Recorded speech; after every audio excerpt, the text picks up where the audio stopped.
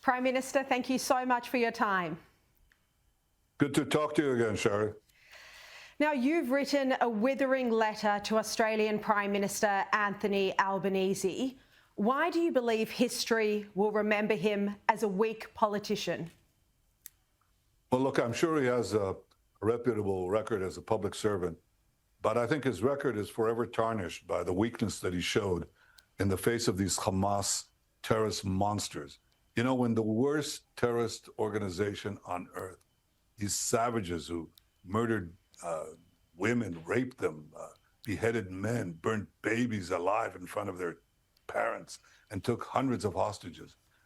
When these people congratulate the Prime Minister of Australia, you know something is wrong. And in fact, it is wrong, because to offer them a state, when they had a state, a de facto state in Gaza, and they use it for murder, pillage, and monstrous crimes, is to reward terrorism. And I think that's a sign of weakness that, as I said, will tarnish the Prime Minister's record, and I said so openly. Have you been shocked at the anti-Semitism, the violence, the hatred you've seen unfolding on our streets here in Australia, and then the lack of action and the lack of leadership from the very top, from our Prime Minister? Well, I was very dismayed. I've seen this this tsunami of anti-Semitism, this racism, and this targeting of the deliberate targeting of the innocents, the burning of a synagogue in Melbourne, and so on. These are horrible things. And you know, if you don't stop them when they're small, they get bigger and bigger and bigger, and ultimately they consume your society.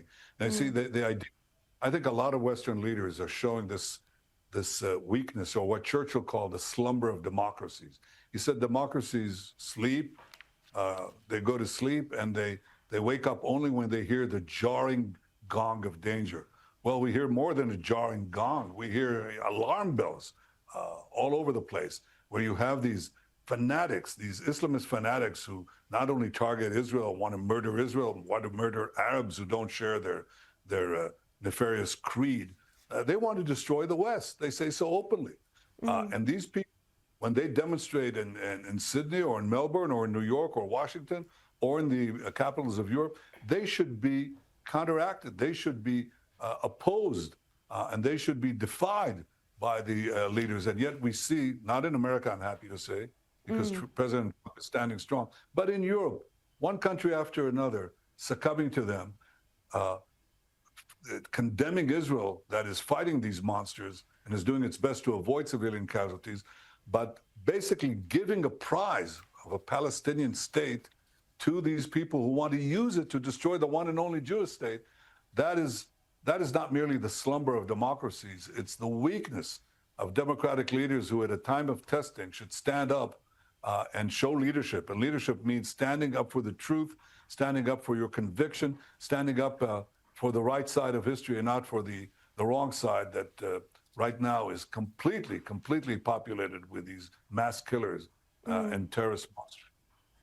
Yeah, I mean, you referenced Churchill and World War II, and I noticed that in the letter you wrote to Albanese that I got hold of, you used the word appeasement. You said of their move to recognise a Palestinian state that it's not diplomacy, it's appeasement. Again, is this word appeasement a direct reference to how Europe dealt with Hitler in the 1930s? And do you think we're seeing from leaders like Albanese and others a similar complacency now? It's exactly what we're seeing. It's appeasement, pure and simple. It's, again, if you refer to Churchill, he called us the sacrifice of Czechoslovakia, another small democracy like Israel that was accused by Hitler that it took away land from this German minority in the Sudetenland that's part of Czechoslovakia. You have to give it up. You have to give them a state. And if you give them a state or independence, I'll let you go. I won't start a war. Well, okay, the democracies pressed Czechoslovakia to make that concession. They gave that part to Hitler. And what did he do? He immediately started World War II, the worst war in the history of humanity, that claimed millions and millions of people, innocent people, dead. Well, we're not going to repeat that. Israel is a small democracy, the only democracy in the Middle East that is being assaulted by terrorist organizations and other proxies of Iran and by Iran itself, and they openly call for our destruction, and they openly say that you're going to be, you, the West, will be their next target. And what do these countries do? Exactly what the Western countries did towards Czechoslovakia before World War II. They're condemning Israel. They want to put Israel at tremendous risk by giving this strategic piece of land right next to Jerusalem and Tel Aviv to these Palestinians who want to destroy Israel. They don't even hide it. Well, we're not going to do that, and we're not going to repeat the mistakes that were made prior to World War II. But I can tell you one other thing that Churchill said. He called appeasement feeding the crocodile. You know, you feed the crocodile that's chasing you in the hope that he will somehow spare you. But he said, he's not going to spare you. He's going to eat everything you give and then eat you. And that's what the Western leaders, including, unfortunately, in Australia, are doing. They're trying to feed the crocodile of militant Islam that has claimed the lives not only of Jews, but Christians and Arabs, many Muslims, and so on. And they think they'll pacify, they'll appease the crocodile. No, it won't. The more you pour fuel into this anti-Semitic, anti-Israel and anti-Western fire, the greater the fire will grow. It will consume you in the end. You have no protection unless you stand up to it. Part of the problem here is that there is a very effective propaganda campaign being run against Israel. The Albanese government is aiding and abetting it, so are some media outlets. Prime Minister, what do you say to the libels that Israel is deliberately starving Palestinian children and is conducting a genocide in Gaza? Well, it's the same lies that were leveled at the Jewish people in the Middle Ages. They said that Jews were killing Christian children to use their blood. And this preceded a lot of massacres against the Jews, culminating in the worst massacre of them all in the Holocaust. So it's the same thing. It's repeating itself. Israel is starving Palestinian children. What lies? I mean, we brought in 2 million tons of food into Gaza since the beginning of the war. That's 1 ton of food per every man, woman, and child. Hamas has been stealing this food and selling the remainder at exorbitant prices to the Palestinian civilians they claim to represent. That's what's causing the shortage. And as far as killing deliberately civilians, I mean, Israel has sent millions and millions of text messages, phone calls to Palestinian civilians telling them, get out of harm's way. Hamas has implanted itself in your neighborhoods, in your schools, in your communities. Get out of harm's way so that we can shepherd you to safe places. And many did, but many didn't, not because they don't want to, but because Hamas shoots them if they try to get out of harm's way. So Israel is doing things that no army has done in trying to avoid civilian casualties. Just remember the Allies going into France or then into Germany, and they go into the cities. You think they tell the population, please leave so we can come in? You know, they bomb through, they blaze the way. I'm not condemning them. I think, I'm not saying Churchill in any way was at fault or Eisenhower. But Israel is doing, I'm just stating a fact, Israel is doing what no other army has done. Not in Fallujah, not in Iraq, not in Afghanistan. The lengths that we go to protect the civilian population has been unheard of. Yet Israel is being vilified, just as in the Middle Ages. And those leaders and those media outlets who know better, should know better, should be ashamed of themselves for propagating this. But I'll tell you one more thing, Sherry. Yes. You know, the Jews may have been defenseless in the face of these vilifications and lies in yesteryear, but not today. They may get away with pushing these lies against us, but we do not succumb on the battlefield. We roll back those who would exterminate us, those who rape our women, beat our men, and burn our babies, and we'll secure the peace. And when we win the peace, we'll win both wars. We will win both the propaganda war and the war on the ground and give a different future for the people of Gaza and for ourselves. You have had a strong supporter in United States President Donald Trump. You mentioned that support a moment ago, both in terms of anti-Semitism, but also, of course, in the fight against Iran. You've also got a strong personal relationship with the president. Do you think he's dismayed or even horrified by the Australian government's hostility towards Israel, its voting record in recent years at the United Nations?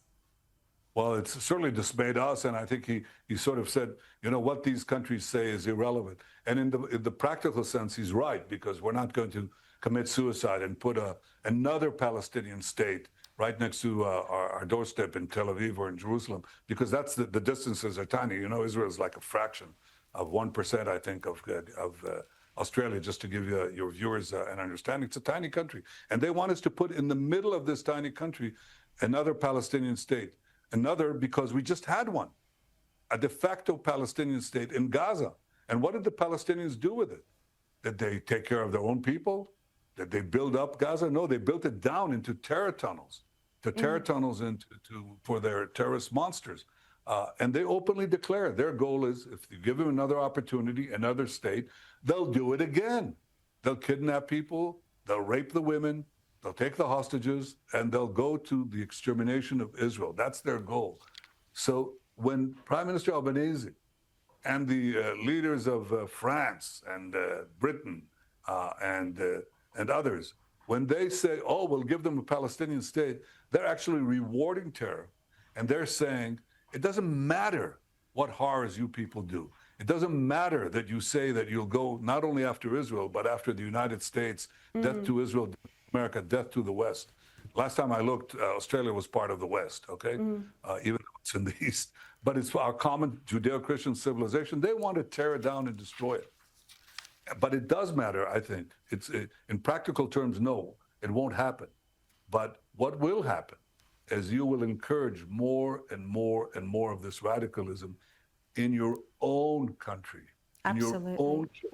Absolutely. And you will see this violence and this radicalism in your city, because if your leaders don't take a stand and they say, this is wrong, I know that what is being portrayed in the media is false, and I, as a leader, I take a stand.